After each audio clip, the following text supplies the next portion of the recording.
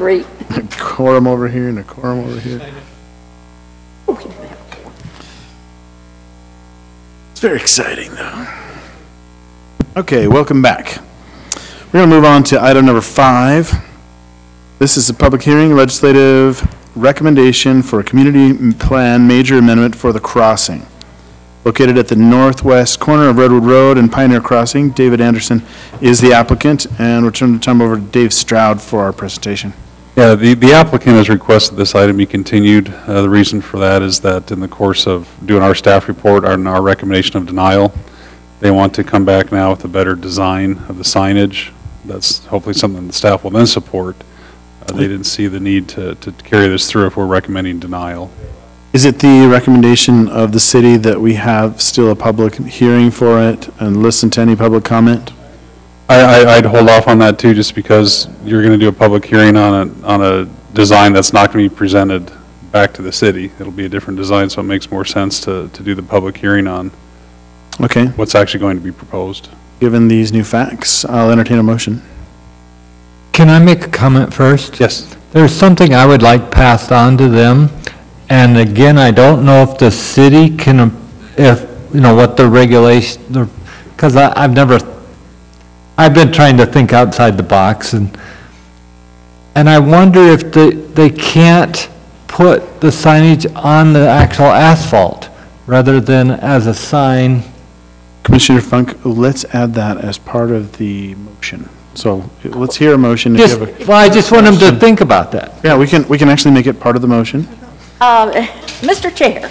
Yes, Commissioner Steele. I know I have some comments that might be helpful to pass on to the applicant. I think that maybe the rest of us might have some. So since it has been advertised as a public hearing, I don't see anybody here. If we could turn it over to the Planning Commission after you open and close it. I'm not sure that we can do that. Can we, as a Planning Commission, comment on an item that we are continuing? We're proposing to continue. It hasn't been continued yet. Well, And it's still been make comments noticed on it. as a public hearing, and it's on your agenda, so they've asked for a continuation. However, you can still hold your public hearing and comment and then make a motion to continue. I'd feel more comfortable if we did the public. Yeah, one thing about that too is if there is any comment that you're making, the applicant is not here to answer any questions or respond to that. We can open up the public comment and then we can continue it to a later time. We won't close it completely. Okay, so Just wondering, why aren't these allowed in the first place? We just didn't think about it? Is that why? In the community plan, the signage is specific to that development, and these types of signs were not in the community plan. Okay. They actually installed the signs, and when staff went and did their site inspection, they noticed that those signs were there, and they said, you've got to take those down. And so right now, they are down until this amendment, if the council sees fit, approves the amendment. Okay. They're also, this- they're not allowed in Title 19 either, so if a development in the RC zone came in, they wouldn't. But technically a pole signs are not permitted. all right, so let's open public comment for item number 5 at this time. If anybody has any public comment for item number 5, which is the crossing, come forward at this time. There isn't any. We'll go ahead and close public comment at this time and turning it over to the Planning Commission. Did you want to leave it open for the next meeting? Yes, I'm sorry, that is correct. We do want to leave the public comment open and continue it for the next meeting. Rescind your closing of the comment. I'll rescind my closing of the public comment. Commissioner Steele, you can go ahead if you had some comments.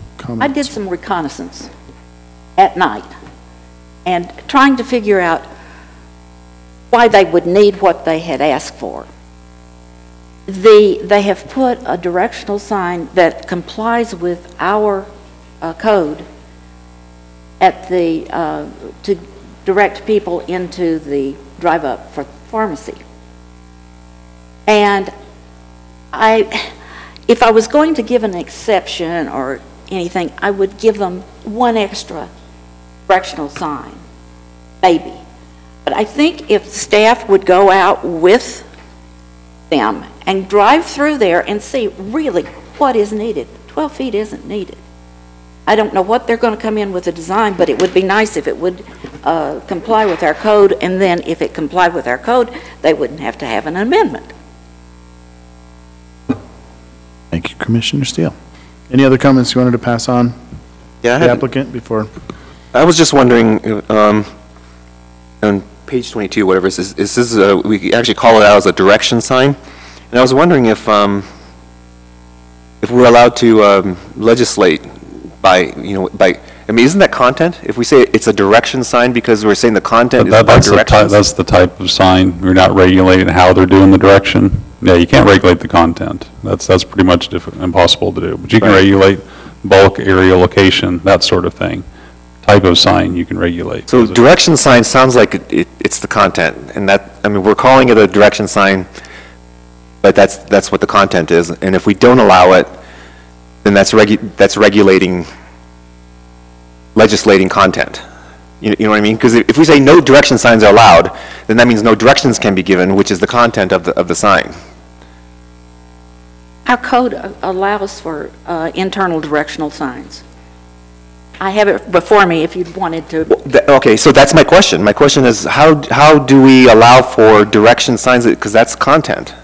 But we don't tell them that they have to put a right-hand turn sign or that it has to say turn here or drive through. It's up to them what the content is. We just say how big, how high, the number of square feet, and where it can be placed. It's up to them to put the content on it. Yeah, so I understand that, but for all other, okay, I'm sorry, I'm spending a lot of time on this, but okay, so for all other signs, we talk about it as a type of sign, either by shape or format, or it's hanging from a tree, or it's a balloon. But this is actually saying, one pole. yeah, but when we say it's a direction sign, that's content. Because the direction sign could be anything, right? It could be a triangle, it could be a balloon, It says we can, a height, a small pedestal or monument sign shall not exceed a height of 3 feet. Then it says the size, a small pedestal or monument sign shall not exceed 3 square feet in size. Number, no more than 2 pedestal or monument signs per internal intersection, drive-through, or similar feature. So that I agree with. So I It think just seems like it's, on the text, we talk about it as a direction sign. I think that's more like a name, like a balloon sign or a monopole sign. They're calling these direction signs. But you could, I guess, technically have a direction sign that you put something other than directions on. Am I correct? And because of that, we're not regulating the content, we're just giving it a name like you would a balloon sign. Okay, I guess I'm getting hung up on the name. So it doesn't have any teeth. Okay, any other comments we wanted to pass on to the applicant? Okay, so it has been proposed that we continue this. I will entertain a motion. I move that we continue the community major plan amendment for the crossing located at the northwest corner of Redwood Road and Pioneer Crossing till next meeting. Second. We have a motion and a second. Is there a question on the motion? I have a question on the motion. Did you want to add that the comments that Commissioner Steele would be addressed by the applicant in the city to have a proposal comply with code? That's not really a condition to the motion. I mean, that would be more like a direction to Not a staff. condition, but a direction. Direction for staff. I don't know if that would be appropriate in a motion, but staff is duly noted. Something that the second wanted to agree with as well? I agree that staff has duly noted it. Thank you. All in favor? Aye. Any opposed? Motion passes unanimously. Okay, that was fun. Item number 6. This is a public hearing, legislative recommendation for proposed code amendments to Title 19, city initiated, presented by Senior Planner Sarah Carroll. Turn the time over to Sarah. Okay, this round of code amendments includes changes to the definitions, updating definitions related to public and private utility building and facility, and then adding a definition for regional park. And then in section 1905, it is including supplementary regulations related to, so we already have cell towers in there, and this is adding to that. And then in that same section, adding exceptions for regional parks related to lighting, landscaping, fencing, parking, site and architectural design standards and sign regulations. That would be for all regional parks. Right now, the one on the table is the sports complex, which will be called Patriot Park. And then in the conditional use section, it's adding special standards for public and private utility buildings. That section, we're asking that you consider continuing since our legal counsel would still like to review that further. And then also adding criteria for sites related to fencing and setbacks, and also for public utilities. Sarah, what was the code reference for that? That's 1915. Thank you. And then if you'd like, I can pull up the code so that we can look at the, to see if you have any comments on the proposed language. So for regional park, the definition is fairly simple. Any park that's 20 acres or larger in size and under public ownership. And then at the, let's see. So this section here is related to freestanding antenna and tower, which we had one earlier tonight, and you'll see more of those, I'm sure. We have been, this isn't the only cell tower company we've been approached by. In the last couple of months, we've been approached by 3 or 4. They all need more coverage out here. The area is growing. We'll probably see more requests like this. So we wanted to make sure that our code was where we wanted it. We added some language regarding camouflaging, and then we added if it's located on city property that they get a conditional use permit and enter into a lease agreement. Are there any comments on this language? Where, and I've read it a couple of times and I'm missing, where do you put in there about the setbacks? That's further down. So that's under public utilities and exceptions for public utilities. So that's under the conditional use section 1915. Okay, then I do have one comment, and it's not on something you've changed, but it does say roof-mounted antennas can only be mounted on structures with flat roofs. All of our satellite dishes are not on flat roofs. Okay, so that's right here. That's this section right here. And that needs to be changed to roof-mounted antennas on non-residential buildings can only be mounted on structures with flat roofs.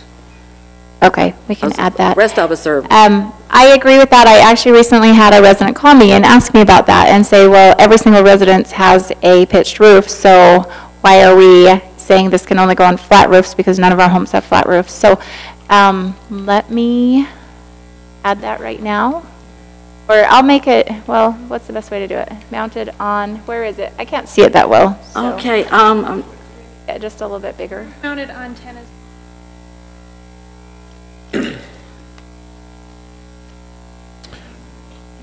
Would you consider putting a note in there with reference to ham radio antennas that are not, they're not regulated by the city? We already have a section. Real quick. Okay. Better. Okay. Okay. I'll type that. I just thought while we've already advertised that we're going to be changing this, that it might be a good time to clean that up. Roof-mounted antenna, right?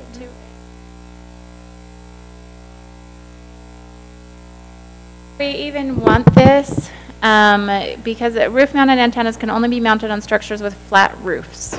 Do we even want that, or just strike that whole sentence? Because some of our commercial buildings also have pitched roofs. I don't know the history on that in particular. And let's take How it many out. flat roofs are in Utah? I wanted a flat roof. And if you do have one, I think you've made a mistake. Are we, does everyone support, well, anyway, that's struck, just that whole sentence. So roof-mounted antennas can only be mounted on structures with flat roofs. And then you need to take out the exceptions also, I believe. Okay. as a matter of format, should we chalk this up and make all our changes now and then open and close the public hearing? Okay, let's do that. Okay. So we're proposing to strike all of that. Maybe he has permission to talk They now. can only be on flat roofs. Okay, any other suggestions or edits to this particular section?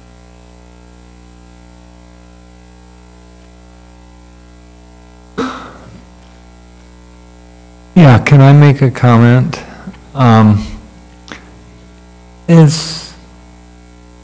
I know there's going to be a proposal coming up, and I like it so much that I think it might apply to this also. I'm wondering if we shouldn't just make a different zone for public utility property, or private, both, any utility property, public or private, and just make that a separate zone and have separate regulations for that zone. And therefore, it would probably be just small parcels rather than larger parcels. But it would be an actual zone and have certain regulations just for that zone. We've talked about that, and what you're seeing in the proposed amendments is a way to avoid doing a rezone every time we have a utility site. Right now, they're listed as a conditional use in all of the, in most of the zone, well, in all of the zones, I believe, and perhaps permitted uses in some of the zones. And so rather than rezone those and have tiny little zones, what you're seeing in the proposed code amendments is that through the conditional use process, the exceptions, or I guess it's called exceptions, the exemptions are created so that they don't have to meet lot size and setbacks and things like that, rather than rezoning. Except now, then are you making it so that a utility then can be in any zone? It already is allowed in any zone, and so what we're doing is making it And so you- this is covering all zones? I mean, Right. to me, if you wanted these regulations only for these type of areas, then zone it for that. Well, It just, it reminds me a little bit of the wetland, or the, what do you call it, the, in the mixed water use, or mixed waterfront, we have a waterfront overlay. So that regardless, you know how there's an overlay that actually has specific restrictions and allowances just for that overlay? It kind of reminds me of that, which I don't think is a bad idea.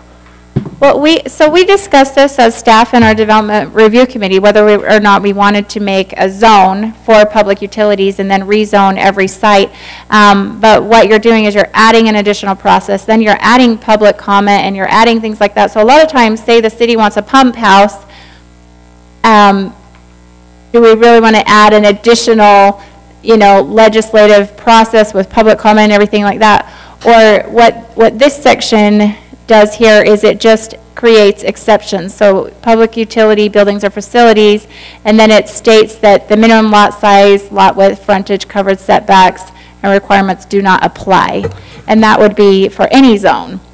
This would And that way, be, the sites wouldn't have to be rezoned, they would just be allowed in any zone. and this would be, I think, Please. another advantage of doing it this way is that, other than the few exceptions, everything else they do needs to comply with the current zone. And so, let's take tower height, right? Well, if you've got a public utility zone, how do you designate how tall a tower can be? Well, you'd have to kind of go with, 100 feet. Well, now all of a sudden, if you've got a public utility zone that now props up in the middle of a residential area, they can do a 100-foot tower. This at least forces it to kind of be in compliance with the rest of the zone around it, except in some of these exceptions where it probably doesn't make too much of a difference. Having, a small lot size for a bunkhouse or whatever, it's not that big of a deal. One thing I do have some concern about is setbacks. I'd rather not just completely say we don't have to worry about those, because I can imagine situations in which we've got a public building that's abutting a road, and getting a situation where we can get that right up there on the road. I would hope we would never do that as a city, but I would like to have something in code there forcing us to keep that back from roads and existing structures and stuff like that, to make sure we do have some appropriate setbacks. It may not be the setbacks that are currently with the zone, but at least some setbacks there.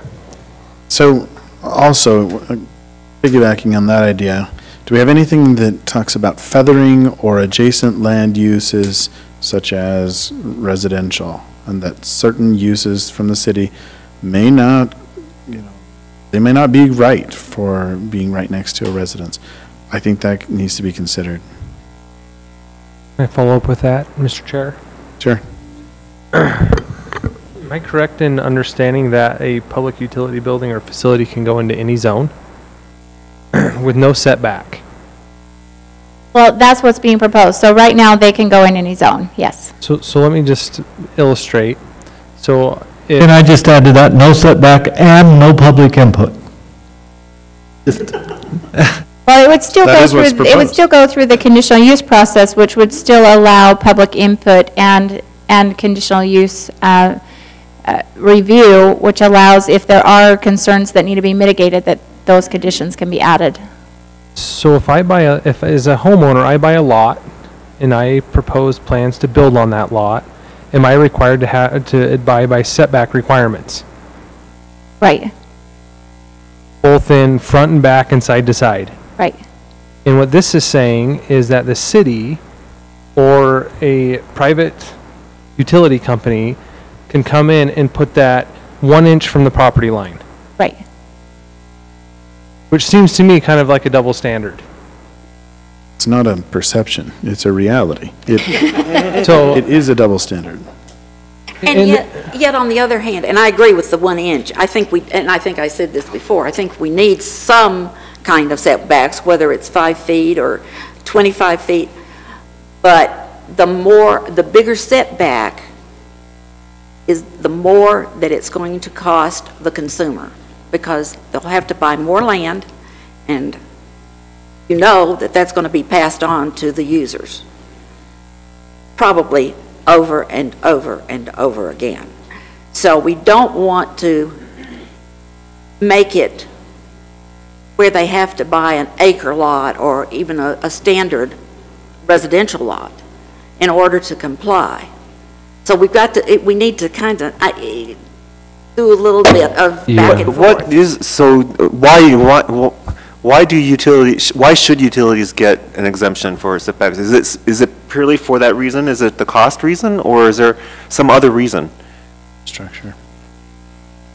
So a list of possible facilities are water tanks, pump houses. Some of them are underground, like like Central Utah has water storage facility or water storage reservoirs. Some of the other ones we're seeing, the cell tower that we saw.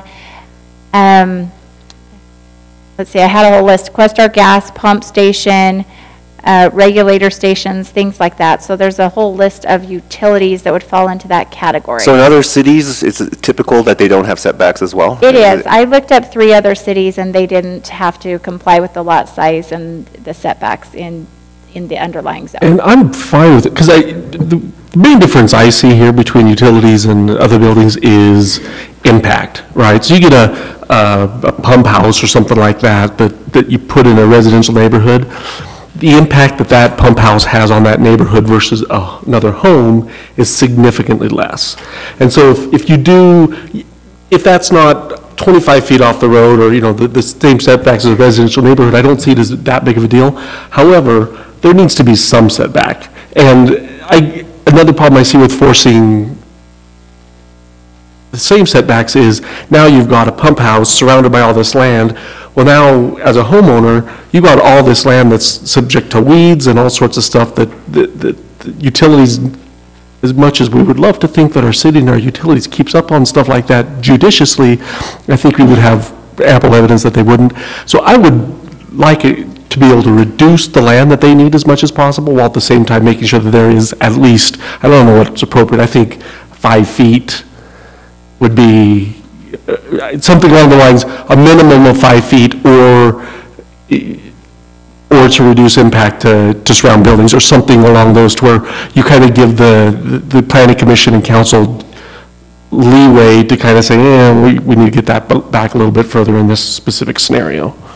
well, I also don't think we should ignore the competitive environment that we live in. There's several cell phone providers in the area, and, sure, a cell phone provider may pass those costs incurred onto the consumer, but those consumers have choices. The reason the cell phone tower is even going in is that certain providers' customers are seeing a slowdown in data. And that provider is seeking to increase the data available to make their consumers happy.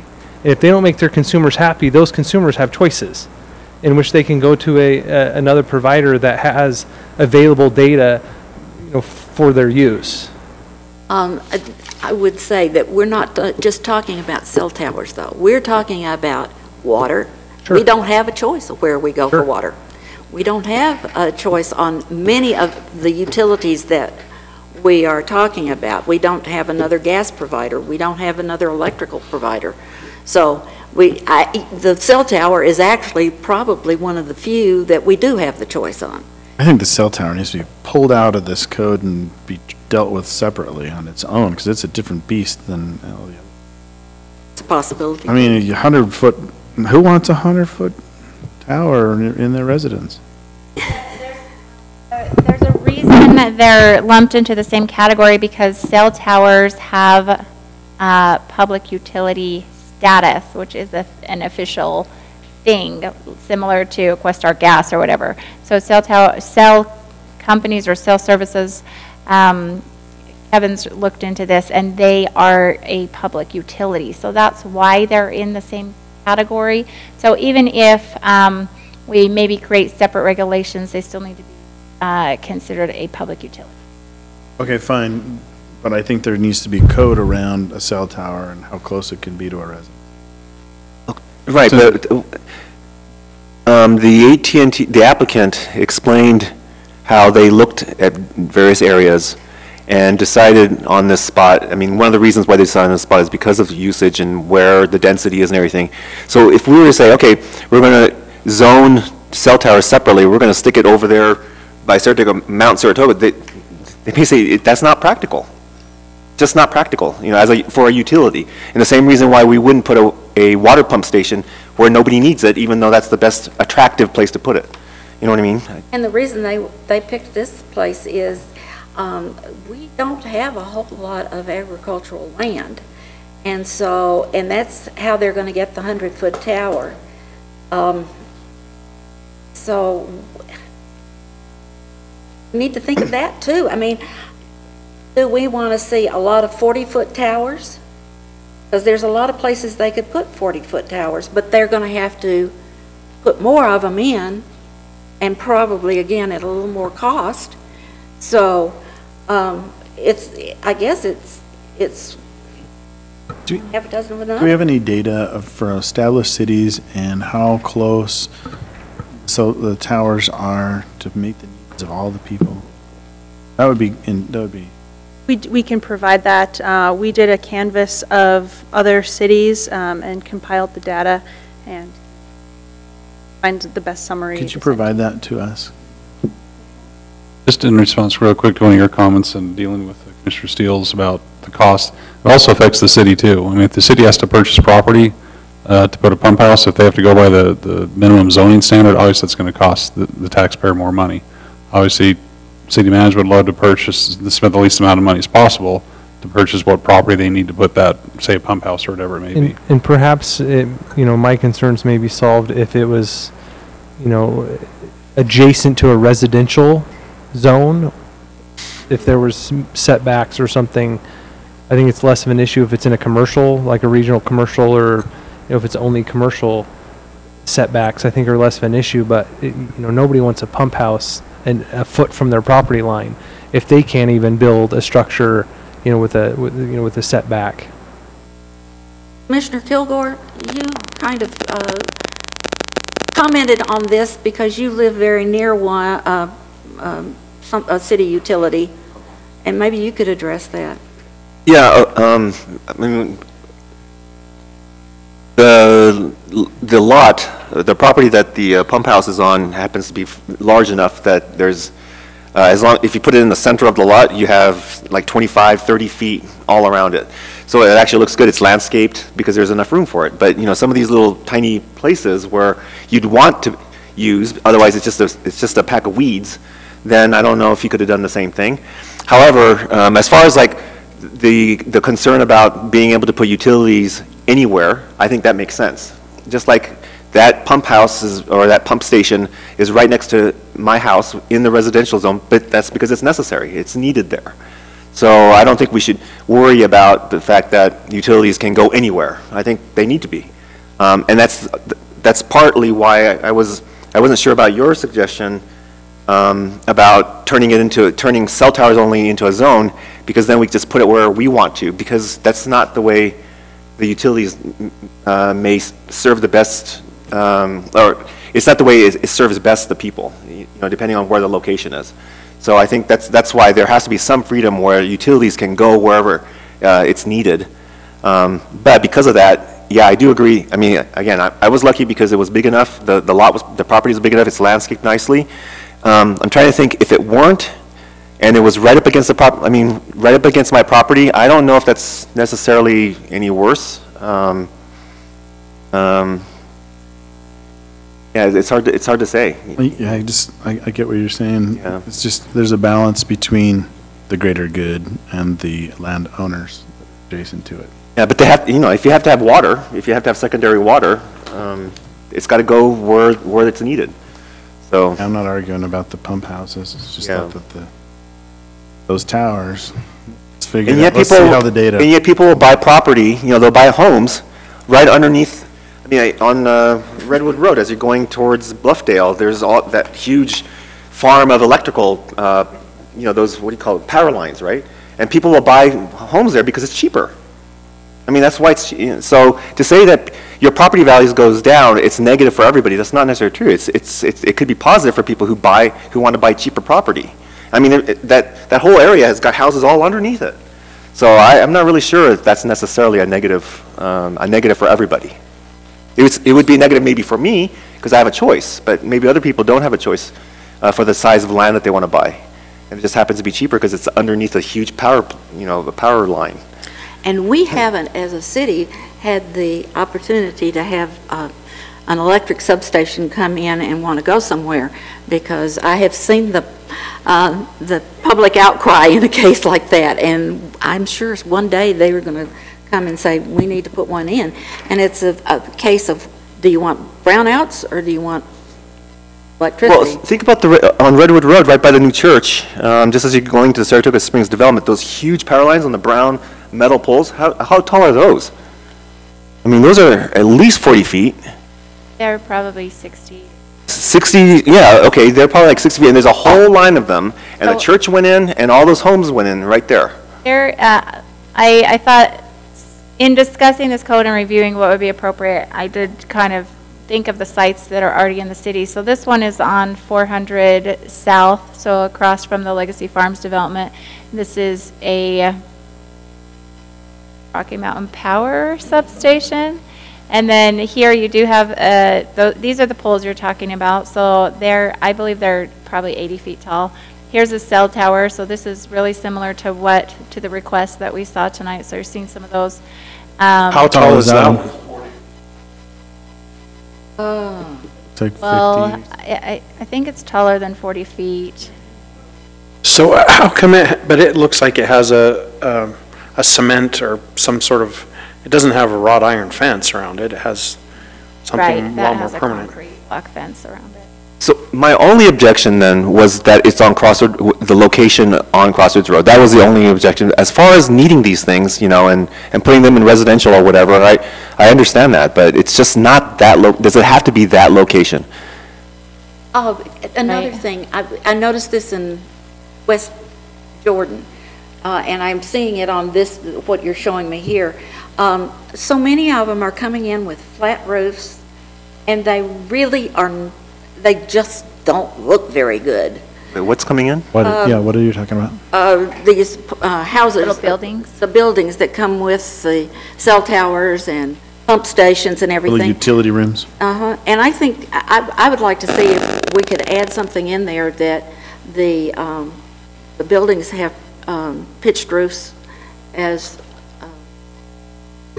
Well, the picture that you showed. Yeah, this view that you're seeing right here, here's the cell tower. This is if you're heading north on Redwood Road. The particular spot I'm looking at is past Harvest Hills, so it's kind of the north part of our city. We have a granted conditional. This cell tower went through a process in our city as well, so that's kind of what you're looking at. But as you're talking about, it'd be closer to the street. So it would have a lot more visibility. But I would like to see us require pitched roofs.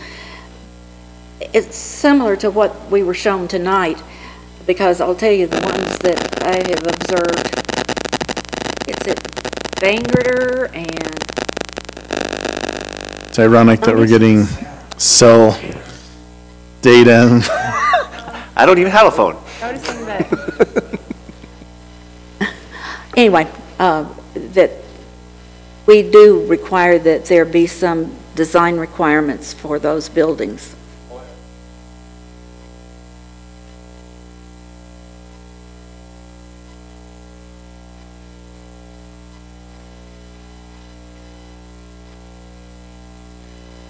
Okay. Does it go through an architectural review, architecture, you know, what is it, our architectural review committee or whatever? Does it go through them? These conditional use? Okay, so I guess we could make a requirement there, or request a requirement. We can request our planning director pass on our wishes. Yeah. So as far as the code amendment goes, what are we? Well, this section of code has not been reviewed by the city manager or the city attorney, so we can't even act upon it at this time. It's been requested that we continue this section of the code, which is 19.15. And I'd like to talk a little bit about the fencing. Talk to us about the fencing changes and what's going on there when it comes to public utilities. We touched on it a bit earlier. I'd just like some more detail there. Yeah, obviously, these types of utility or sites need some kind of fencing, and there's a group of people that like solid fencing. There's a group of people that don't like solid fencing. Public safety would rather see what's going on inside.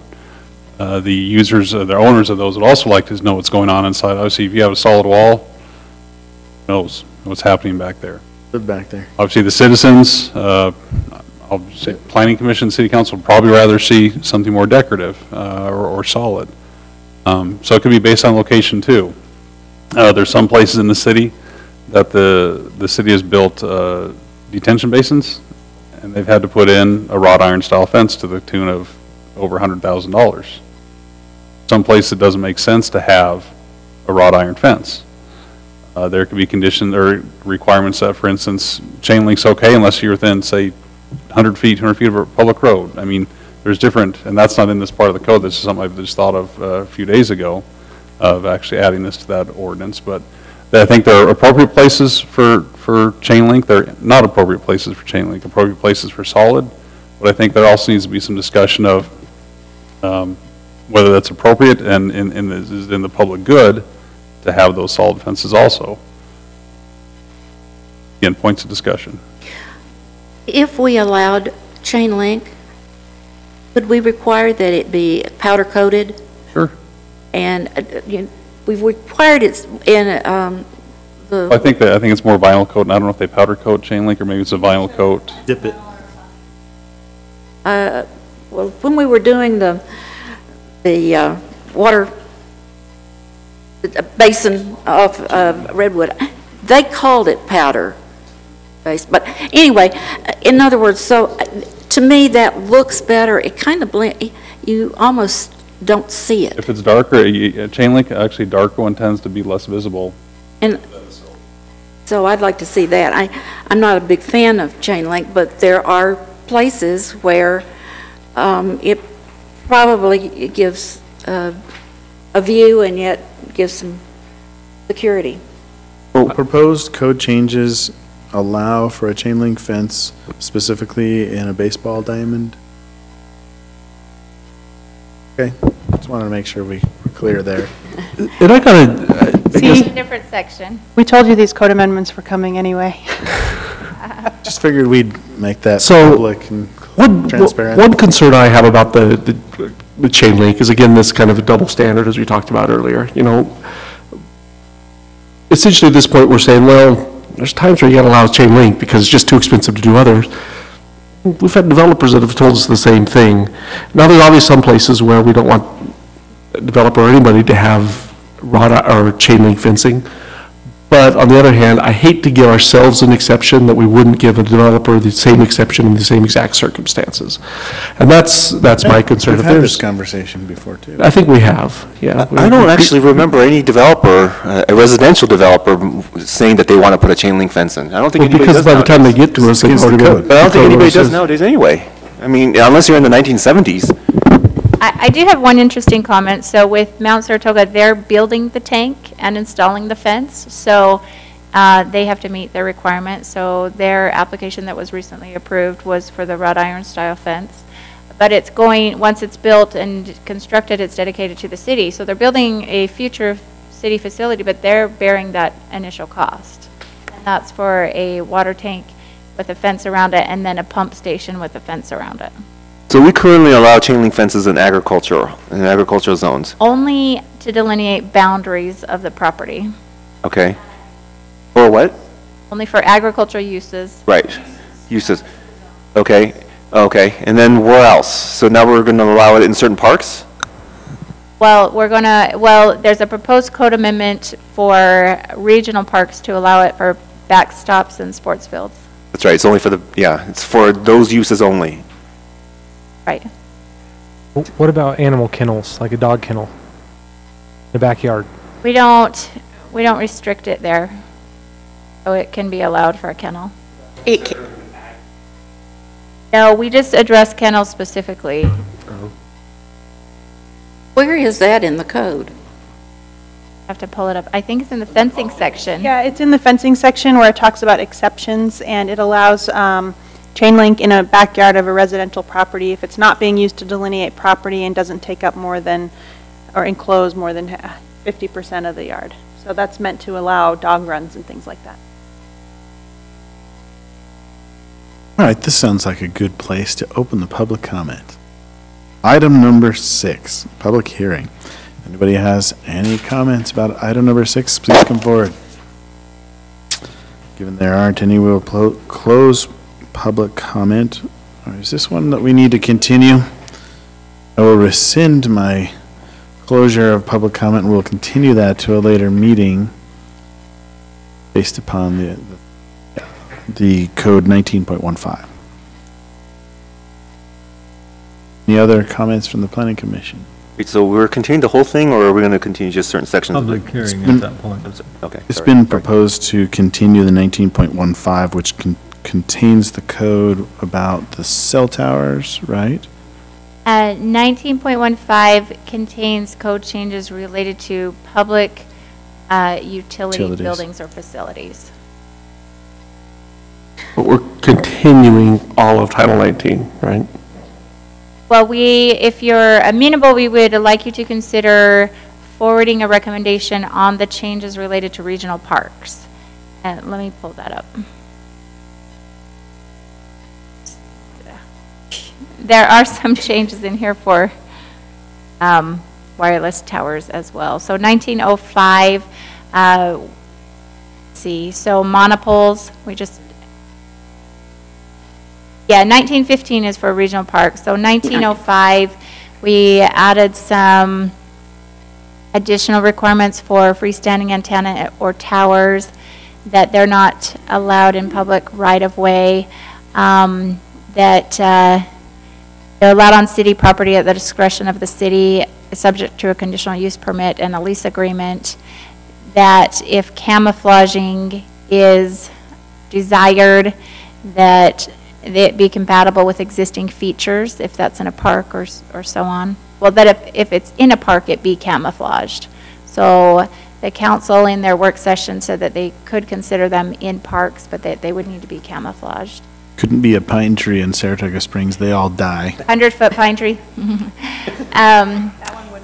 And then the maximum height limits, so these zones are in our code, but they weren't in this chart, and then we've renamed our zones, so it was just, and then the heights that you're seeing here match the zones, that maximum height for the zones. Well, don't exactly match, but they fall within the maximum height for those zones. And then the other changes, so here's the regional park changes that we're talking about. It's exceptions related to other sections of the code for lighting. So there's sports lighting going in the park. We have a maximum height of 70 feet, and the maximum height that's proposed and that's been studied and recommended is 80 feet. And the reason for that is it actually allows you to, instead of angling your lights outwards, so the lower your light is, the greater the angle, the higher the light is, you're getting more of a downward angle, so you're actually shooting light more towards the field rather than out. And then the brightness of, or the temperature, not the brightness, but the color temperature of the light, we're proposing some exceptions to that. And there's some theme lighting proposed within the park. In Neptune Park, that we have 20-foot poles. Oh, you know what? This needs to be 25 feet. This 20 right here needs to be 20. Because the theme lighting that was, so what happened? That jumped. The theme lighting that was selected by the city council during the site plan review was 25 feet. Where'd that go? Okay, I was trying to. Okay, 25 feet. So, and then criteria that if there's theme lighting, that it's, that the color, because right now our code says it has to be black, that the poles have to be black. And so this is allowing more flexibility with the color if it's theme lighting within the park.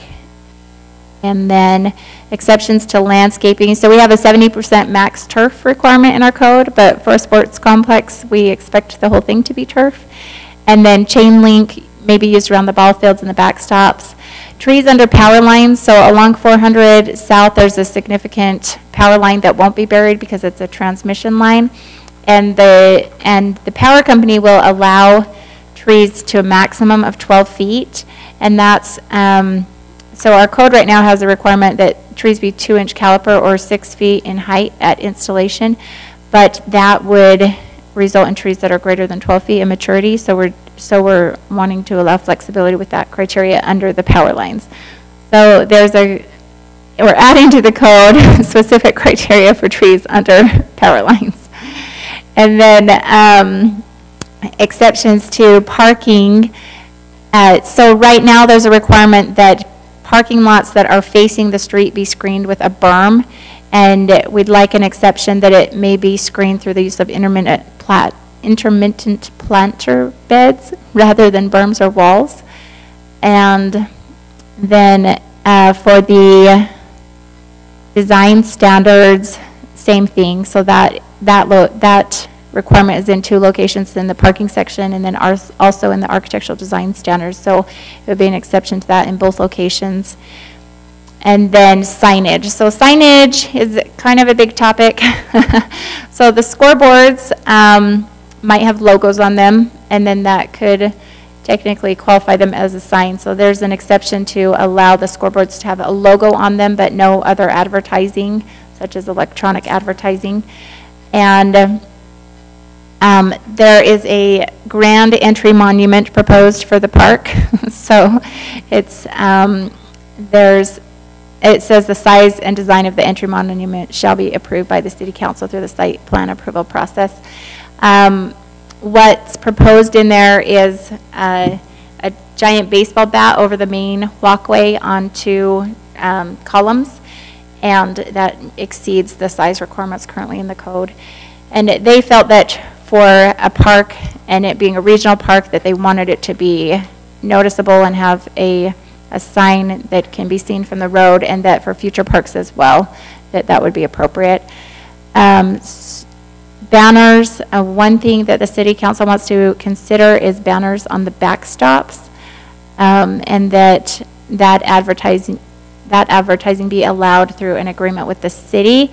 I have city manager highlighted because I haven't had a chance to ask him if he wants to be the approval authority on a contract for the advertising. And then the banners face the interior of the field and not face abutting parking lots or streets, and then, if possible, was added.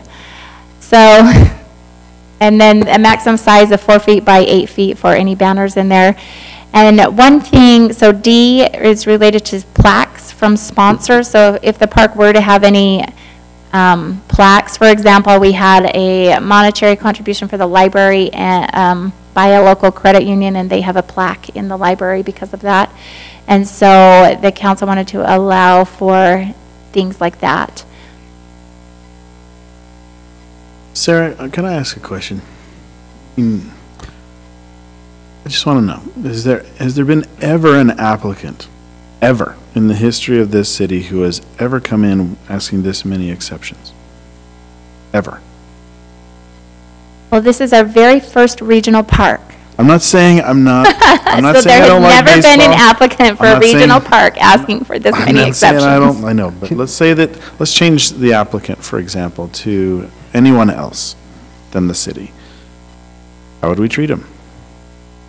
Mr. Chair, I've got an idea that I would like to run up the flagpole. I think all of us expressed our dismay at giving exceptions to our code, and anywhere. I mean, we just don't like to do it.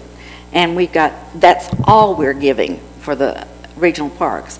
So instead of giving exceptions, could we, as we did with the public, or the school bus yard, we proposed, we have a particular zone for that bus yard. Could we do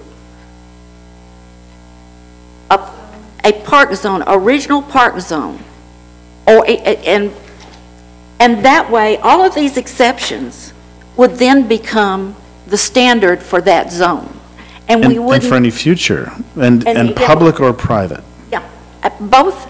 And that way, we're not granting exceptions to the city, because that sticks in my craw. And if I were a developer coming in, or a representative, as I did, and I saw this and I wanted an exception, you better believe I would use this and say, you gave yourself exceptions, why won't you grant me the same privilege? And I think this would be a lot cleaner to do it that way. You might even have legal recourse. Well, that's. So is that what these are? Are these exceptions? Is they that are. what they are? Every one of them.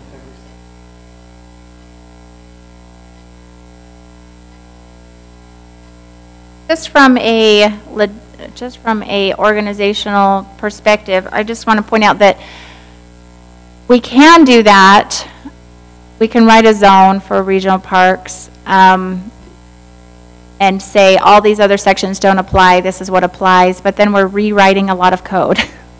Is this, Then we're doing both things. We're not just putting exceptions, we're also putting all the criteria, so we're rewriting a lot of code. What we did with the with the bus lot, we have heard feedback from the council that in the future, rather than writing a zone, maybe there could be another way to handle that. And so that's what we're trying to accomplish here, is rather than writing a zone for specific uses, that we want all these sections of code to apply with a few exceptions. But I do understand where you're coming from. It can be looked at both ways. I will tell you, I cannot support this, and it will be a nay vote from me right now on the way it's written, because I just can't vote to give that many exceptions. And I understand why they're needed, but I just can't support it. can I ask specifically which sections of code the city manager and the city attorney have not seen? Have they seen 1905-16 for regional parks? Yeah, well, I believe so. Because I think the only section they still wanted to comment on was 1915 related to utilities. Okay, so they've seen 1906, they've seen 1909, 1916, and 1918? This whole page they've seen, yes. I have seen it. And this page is in result, or this whole section of amendments is in result, or in response to the site plan that the council prefers for the. Okay, so I agree with everything Sandra said. But on top of that, I think, okay, so we are a growing city, we're evolving. We have made exceptions to, or we have made exceptions and then realized that we can't continue making exceptions, and therefore we codified things like home businesses, where we had a code one that we created. The city early on had created.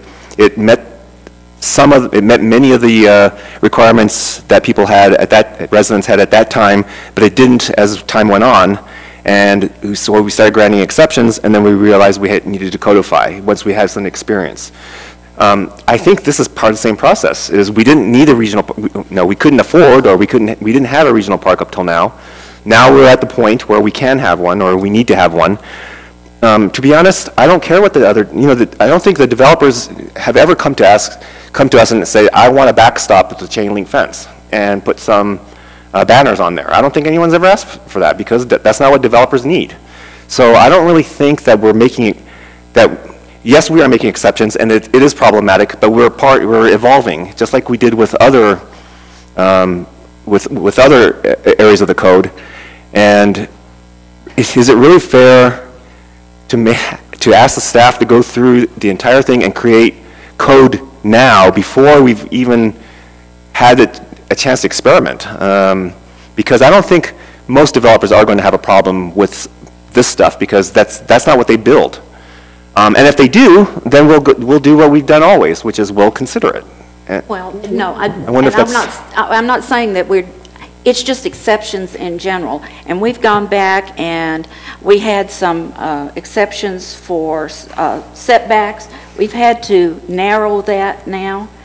And to me, if I am looking at a code and I see this, it doesn't matter if I'm going to come in with a park. I'm talking about, I want an exception. I want a setback exception that's greater than what is allowed. And gee, the city has allowed this. I want more turf. Oh, the city allowed it there. And they gave that exception to themselves, which sticks in everybody's craw. And I think we all talked about this the other night when we were discussing it. So that was my way of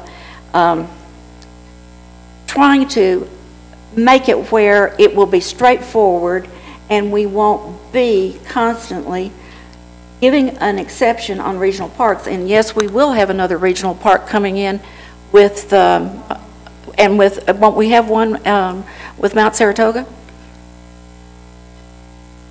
Not this big. How big will that? They said there was a regional, I thought. Well, it's not 20 acres. I think it's 13 acres. But who's the applicant for that then? Is it the city? No. It's private.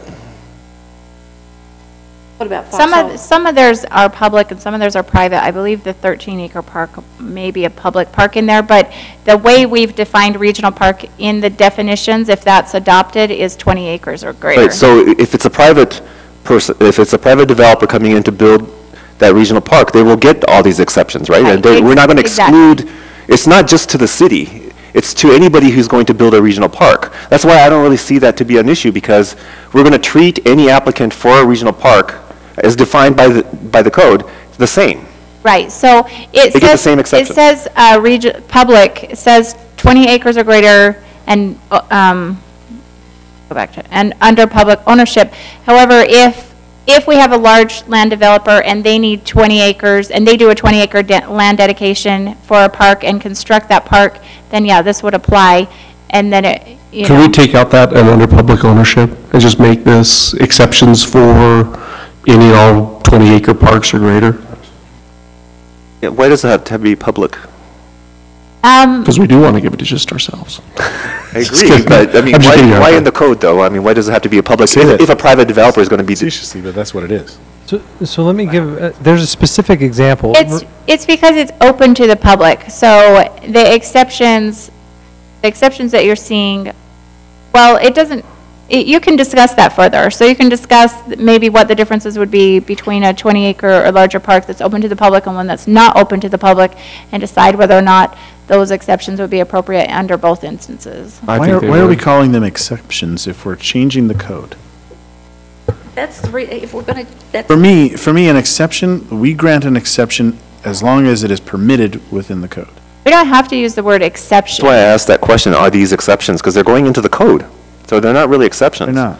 It's Right, defining it a becomes regional park. code, so we don't have to use the word exception. These are code changes, which I think was misleading and kind of confusing. There's spotted.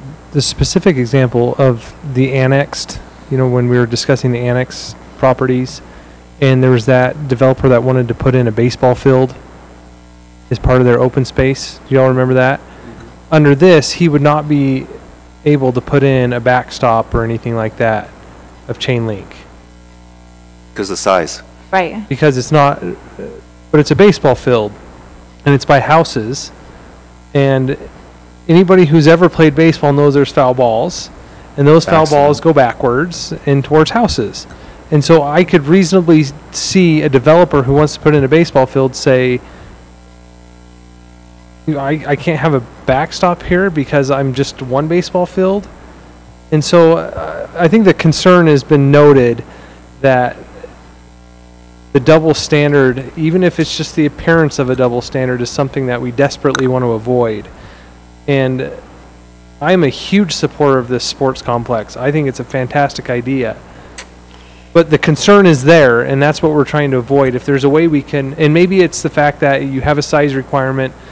I don't know how you determine if it's 20 acres or 15 acres or, is the sports complex 20 acres? No, it's 30 acres. But the requirement is 20. Right. See, I think that makes more sense. Otherwise, we're regulating by use, by baseball field, which then opens up, then should we regulate skateboard parks? And then should we regulate basketball courts? But this way, we're just simply saying, no, if it's a regional park, if it's a regional park, and then maybe that developer had a bad idea in trying putting a baseball park in such a small area. And that's not up to us. That's up to them to decide. But all we say is if it's 20 acres, then these so-called exceptions, or they started out as exceptions, apply to everybody. And I think that's fair. In, Yeah, and the reason the 20 acre size is in there is because our parks, trails, and recreational master plan identifies a regional park as 20 acres or greater. So that's where the number comes from. Well, what can we do to get rid of the term exceptions? Just replace. Just replace. Well, and that was Control all, basically what Find, replace. and that's the reason if it were a zone, you could say the purpose, and then you could say lighting requirements in this zone. I like that. And landscaping and fencing requirements, and parking requirements. It would be just like any other zone. I'm not sure how much code you'd have to write on that. Right, this is code, this isn't an exception to the code. Well, I can see the advantage of exceptions, because you can say parking requirements, right? Well, now we don't have to specify out width of the stalls and ADA, all the different things that go with parking. You could say all of this parking stuff applies, except for these specific areas out of that code for a regional park. So I understand the need for the exceptions, because we're essentially saying the vast majority of the code applies to this with these few exceptions. Okay, what part of our code applies? I don't know, you tell me, Sandra, that's Well, kind of, but Not much. They're taking out most of what we would be looking at as a planning commission or code. Yeah, you have the ADA stalls and the width. But we're throwing out the lighting. Everything that's in our code that's in the lighting, it's out. We've never no, done an because we exception for still got the lighting before. dark No, sky we stuff here, haven't. Unless right? they've had some huge planned community. But again, And our then- city is evolving. We're now at the point where we have regional parks. So what do we do? Well, to me, you just take out exception and you say within regional park, if you want to, if you don't want to do a zone, it's for regional parks, theme lighting is permitted. Field lighting shall not exceed 80 feet. Sounds right to me. You'd have to put in all the dark sky stuff, wouldn't you, for lighting, if you did the, Well, we could, instead of putting exceptions here, we would put this language in all of those sections and identify regional parks are allowed these things. However you want to do it, but I don't think it's an exception. That's my concern. We went through the code and we got rid of so many of them, and now we're putting them back in, and that bothers me. What we went through is we got rid of the vague exceptions, where it said, this is the standard unless the council decides otherwise. So we got rid of the vague ones. What we replaced them with, where exceptions were left, were exceptions with very strict criteria. If A, then this exception can be granted. If B, then this exception can be granted, and that's it. And there are only a couple of those left. So in this case, what we're doing is we're creating a standard for the zone where this is the most straightforward way to create that without creating a new zone or adding language to all the sections of the code. So this is a codified exception where it's black and white, if you choose to accept it, obviously. In this particular use, under these criteria, it meets this size, it's this standard, yada, yada, yada, then these exceptions can apply. And it's black and white. So Why do we say that it has to be exceptions, though? Why can't it be that chain link fencing may be used to surround ball fields and backstops?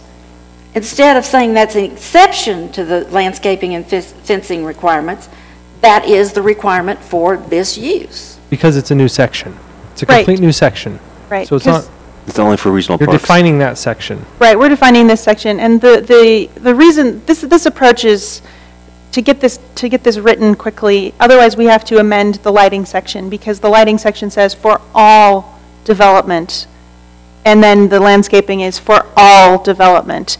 I mean, it is. I think it's a good to work in put that progress. use in there. It's a work in progress. It's a work in progress, we're evolving, and also, if we do codify and make changes throughout the entire title, then what if we learn that it doesn't work all the time, and so then we have to make changes again, whereas I think that this way, it's a work in progress.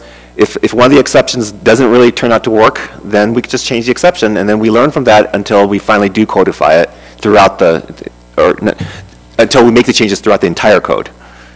I see Okay, both another sides. suggestion I have heard from other sources has been that all these things be not exceptions, but amenities in regional parks. The theme, and I think you've probably heard that. And So that becomes difficult, because then you're requiring and giving points for an amenity in an open space that doesn't meet code. So it becomes fairly difficult to say, oh yeah, we're going to have an amenity. Well, and if you make it an amenity in a park under the 1919 chapter, then it becomes available to almost all parks. And you don't necessarily want to have a digital scoreboard as an amenity in an HOA pocket park. So I've heard that approach, but thinking through it, it became fairly difficult to implement. that's the reason I came up with making it a separate zone. I just thought it would be a lot cleaner. This is what they do, and thank you for the explanation. Well, I've done it too. I've Yeah. written code, so I understand. The thing is, you're right, there are a lot of ways to write code and a lot of ways to go about it. Yeah. Trying to do something like this seemed to be more straightforward, because then, as Commissioner Kilgore mentioned, if this doesn't work, I mean, we had a section in here, I can't remember what it was for, but we wrote a section in 1905 and it wasn't going to work, and one round of amendments later, we just took the whole thing out. And so it makes it more user-friendly to have it be a work in progress, rather than having to amend, 10 sections of code. You just amend this section to fix it. Actually, it was the accessory structure chapter, or the section in here, where that was a work in progress. We amended it 3 or 4 times in a row, and then you just amend the one section. So there are a lot of ways to do it, but. My main concern on this would be that we have equal treatment with these code changes to the city and any private use. And if that's the case, Well, there was a concern at the very beginning that said it was for public owned. under public ownership. Can we look at that We can section? change it to for public use, unless that's not a concern for you. I want it to be, if we're doing this change, it's got to be open for everyone, because I don't like the hypocritical, So any park accessible So- by the public. that change, I think, is important. Okay, so we've had the golf course argue that they're accessible to the public. So I want to word it in a way. But it says under public ownership, what if it's We could private change ownership? that. So I want to say an open to the public without a fee or something like that? Yeah, or- because Well, it might a be. golf course, you have to pay green fees. So the golf course, Well, is that like if their it's driving range? If it's private ownership, they're going to want a fee. Otherwise, how are you going to pay for it? I mean, that's what, this is government funded. We can take off we can just leave it as 20 acres, you know what I mean? You don't have to identify ownership at all. Well, wait, does that mean that the golf course then, the Talon's Cove, can now add digital signs and, Well, 'cause that's over 20 acres. That's over 20 What'd you acres. say? well, if we just say 20 acres or larger in size, we might want to add more to define what a regional park is. Yes. So the reason we said public ownership is because then it's open to the public. But What if I wanna we open a have regional had park? the golf course say, well, we are, in some questions that came up related to open space and the golf course and some of their approvals, the public questioned how that was considered open space, and it's because they're open to the public. So, If we're talking about fairness to a developer, it doesn't matter if we say that it's only to the public, because as far as the application of the code to that developer, it's treated exactly the same. so we could So I think identify it's what it fine if this says all- offers. We could identify and offers, and includes recreational amenities. No, That charge. that doesn't take care of Somebody wants to come in golf. with another golf course. Right, because that is a recreational amenity. Right. So that's why I think it should say for public use, because any developer comes in and wants to build something for the public use will be treated fairly, as if it were the city. Yeah. Right? Because that's what we're worried about. We're worried about being fair, right? No. I mean, you can say things like public at large, open to the public at large, or, I don't know, Yeah, because we don't Best way want to golf say courses to have it- these digital signs, right? So that's a private thing. If it's a public one, the question is whether a developer for something gets treated fairly, right? golf course. It's not. The Talon's Cove is private. Right, but They're all our golf courses owned And by what- cities or counties, why are we terrified of them having a and they charge scoreboard? fees. I mean, Bulls charge fees. I could see some concern about the lighting stuff here, but I could see a Topgolf or something like that coming in and wanting to light up their driving range, or a golf course wanting to light up their driving range, and I think it would be appropriate for them to have this type of lighting in that scenario. Absolutely. well, and there's But would a probably, Topgolf be 20 acres? Well, maybe it's not Topgolf. Maybe Talon's Cove would like to keep their driving range open well into the night and would like to have some lighting to be able to do that.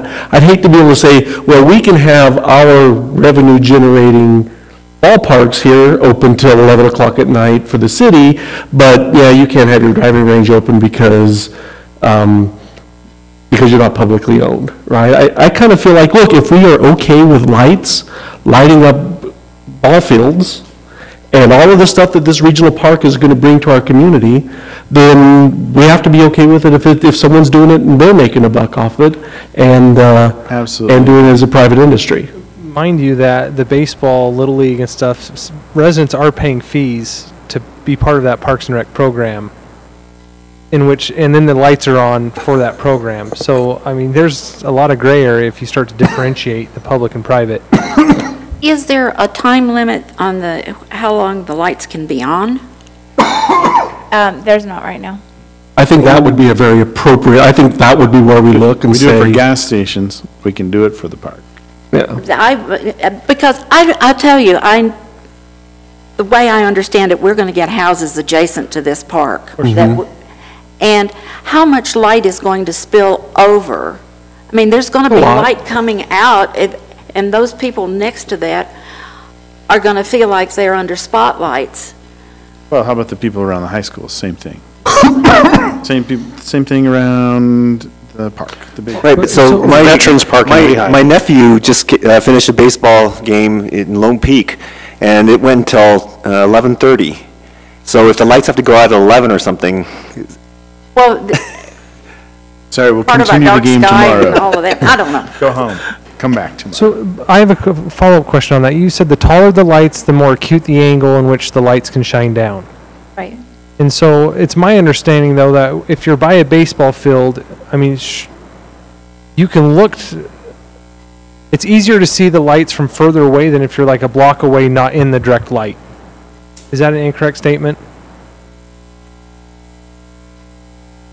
So if there is light pollution, I don't know how the city could do it, but it'd be great if there was like a maximum lumen threshold or something like that.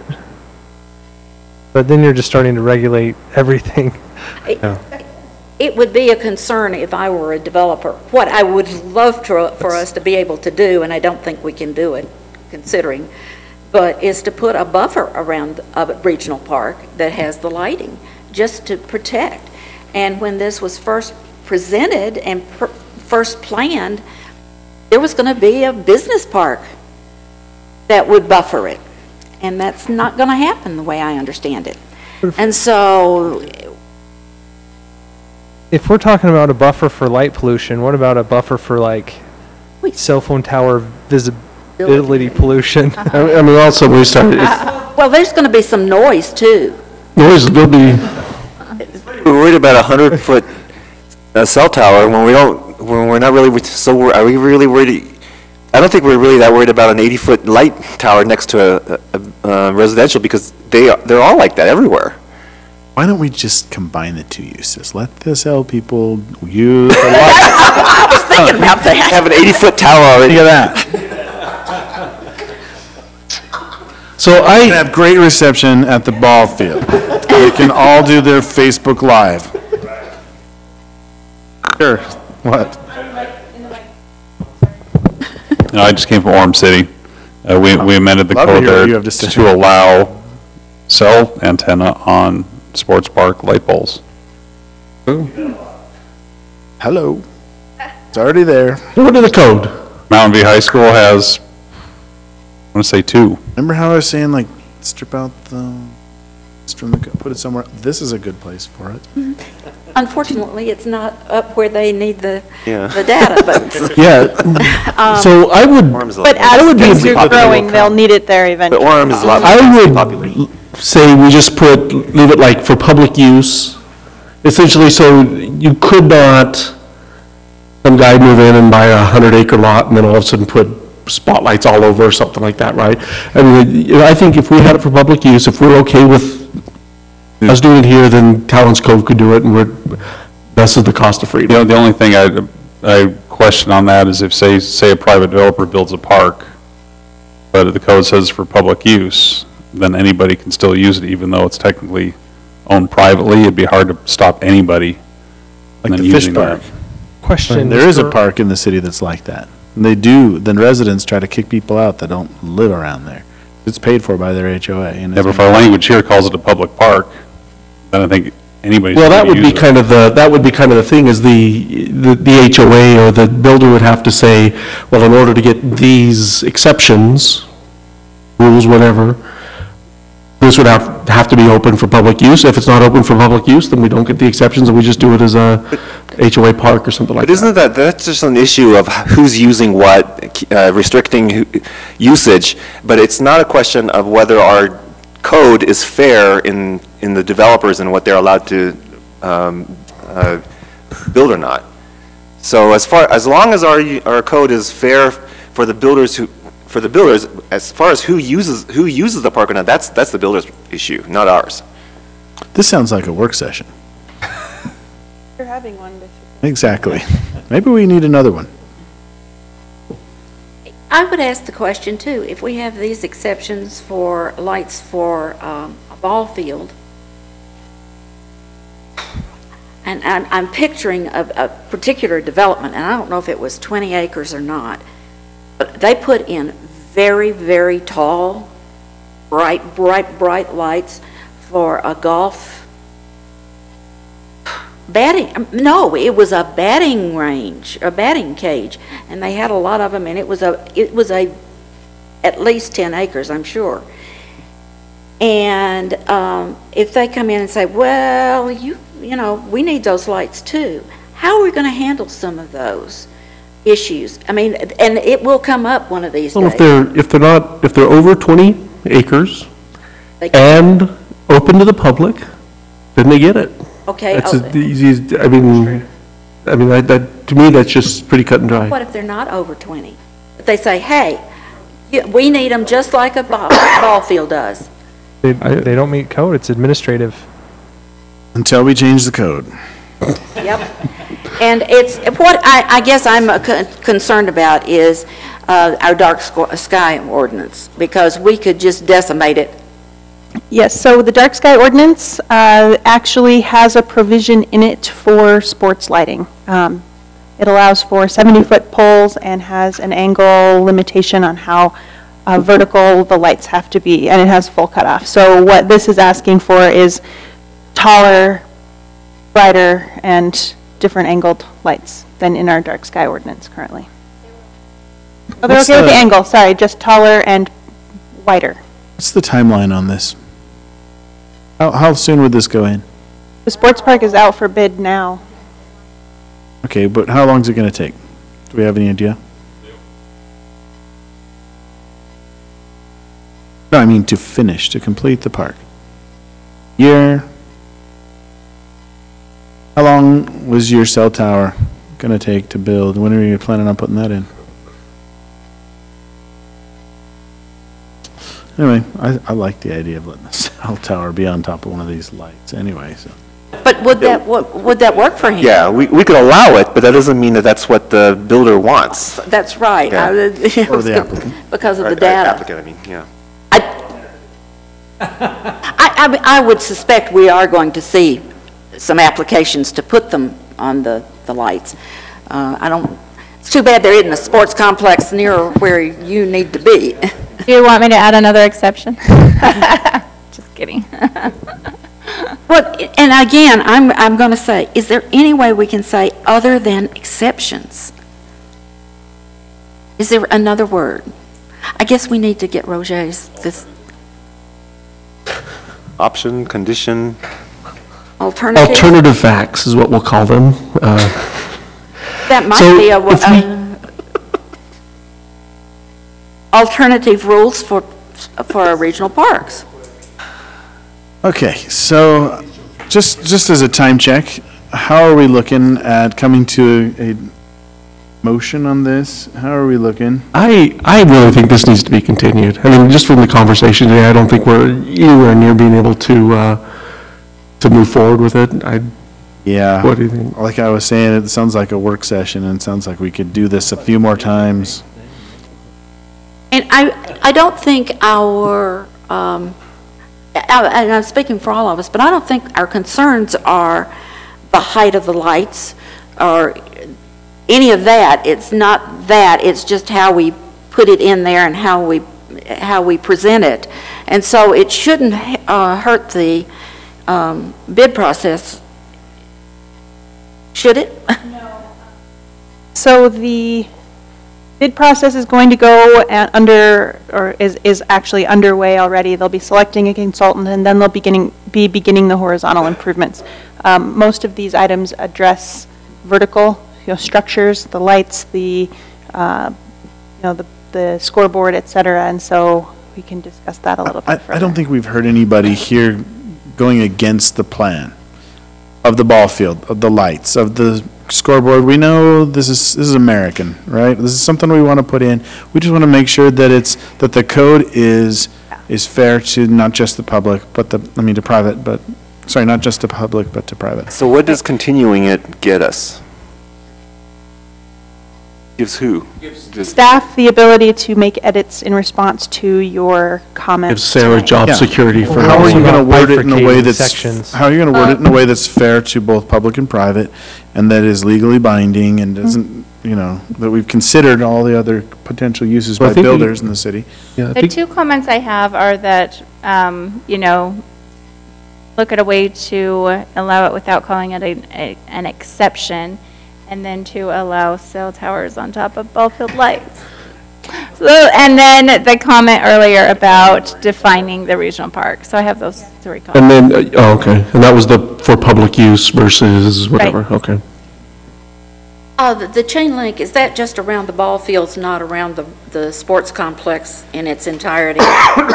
It's around the outfields and the backstops, And so the rest of the park will be not fenced? not fenced. Okay.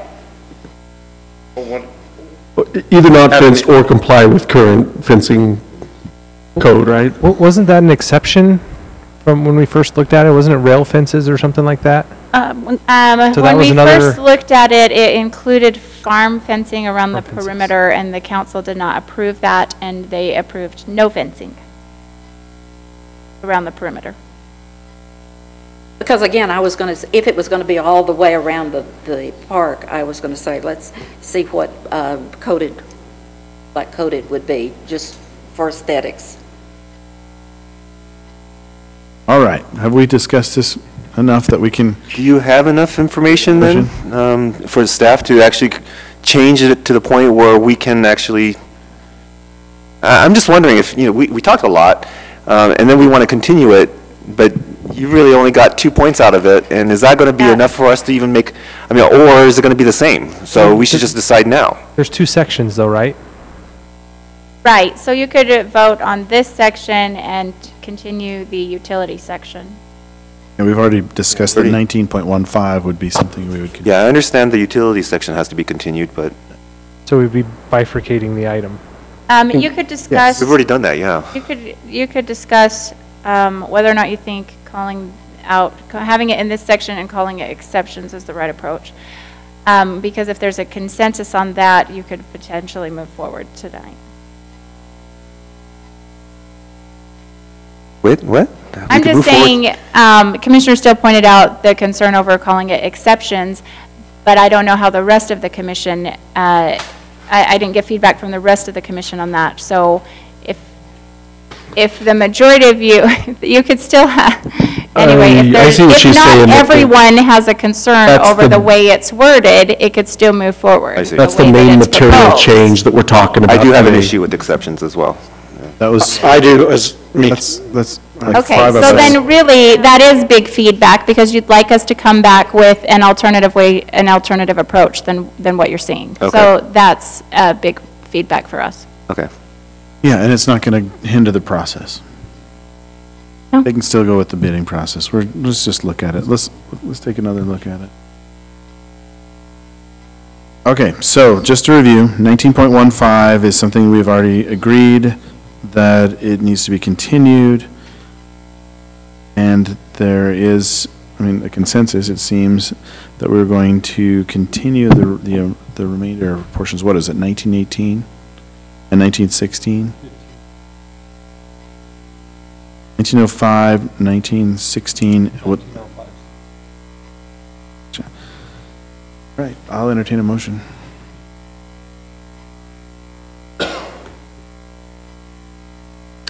I move that we continue the items that 1905.03 and 1905.03 is the wireless communication equipment, and 1905.16. And while we're continuing, might as well continue 1902.02. 19, what was the last one? 19. 1902.02. And that's the definition of public and private utility building or facility. We haven't even talked about that. We have a motion. Do we have a second? Okay. Second. Any question on the motion? I do. So what are we not continuing? I guess is my question. So the ones that were continued were 1905.03, which is the wireless portion, 1905.16, which is, Commissioner Steele, what is that one? That's regional park. I missed one. And 1902.02, which is public versus private. And there was, I don't know if you were trying to do 1905.02 as well.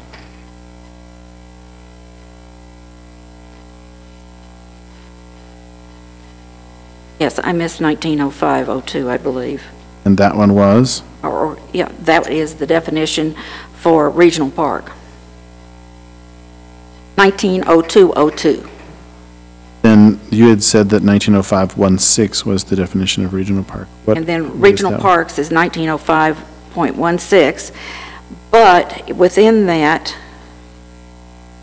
if there's, I think, Yes. I think we need to, because we didn't discuss the last one. Perhaps staff could list off the sections that Or are. just all of them, all of them. All of them. It's not going to cause any damage to bring it to the next meeting.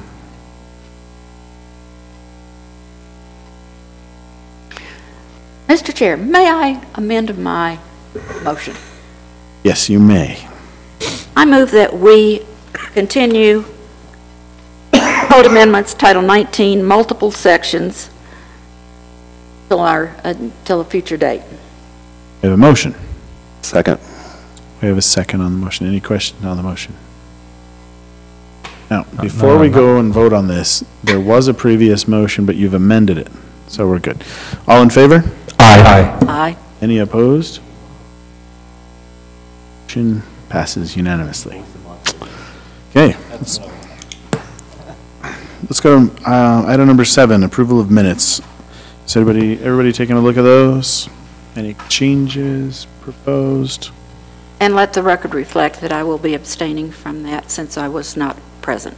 Okay, and I believe there was a change after the packet was provided to the title or the date.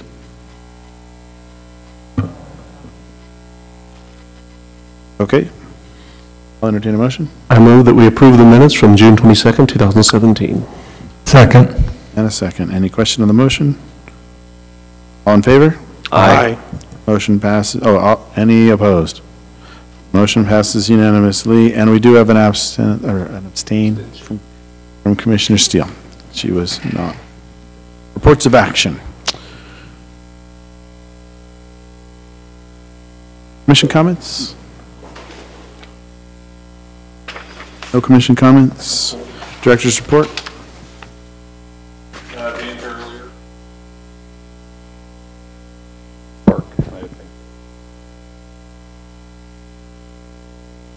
Million? Okay, I was gonna say, that's a big number. Oh, was it Yeah. 10? Sorry? Was it?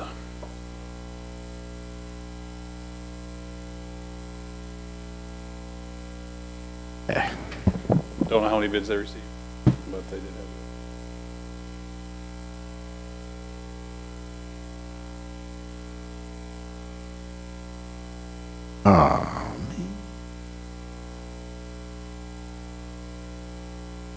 Still got her on payroll?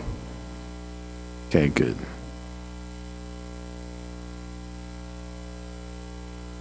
All right, was there any need to go into closed session? Seeing none? Without objection, we adjourn.